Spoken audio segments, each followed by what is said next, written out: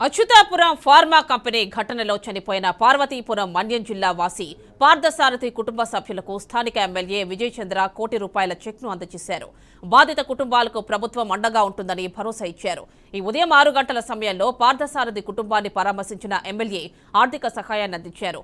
చేతికి అందొచ్చిన కొడుకును కోల్పోవడం బాధాకరమని అన్నారు. సీఎం చంద్రబాబు ఇచ్చిన మాట ప్రకారం 24 గంటల్లో ఆర్థిక చేయూత అందించారని తెలిపారు.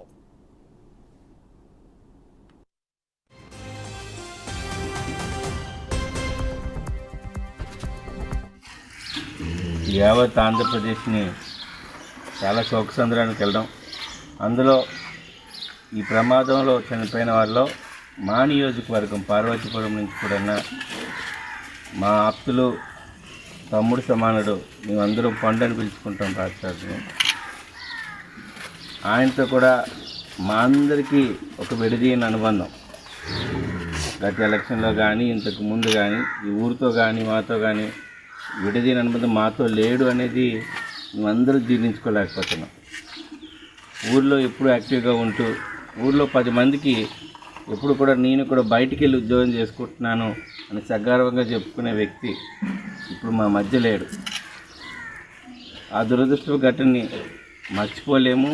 ఆయన లోటుని ఎవ్వరూ పూడ్చలేరు. కానీ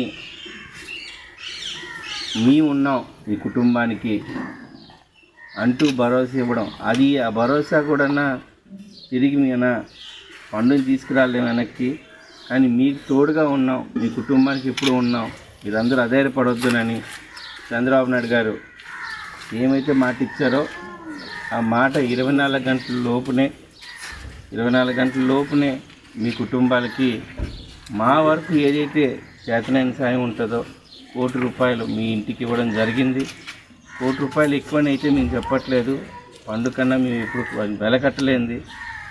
కానీ మీకు మేము తోడుగా ఉంటామని ఒక మాట చెప్పడానికి, ఒక భరోసా ఇవ్వడానికి మీ అందరితో ఈ విషయమే కాదు ఇక రాబోయే విషయాల్లో కూడా మీ కుటుంబానికి ఆదుకుంటామని ఈ రాష్ట్రానికి ఒక సాంకేతం, రాష్ట్రానికి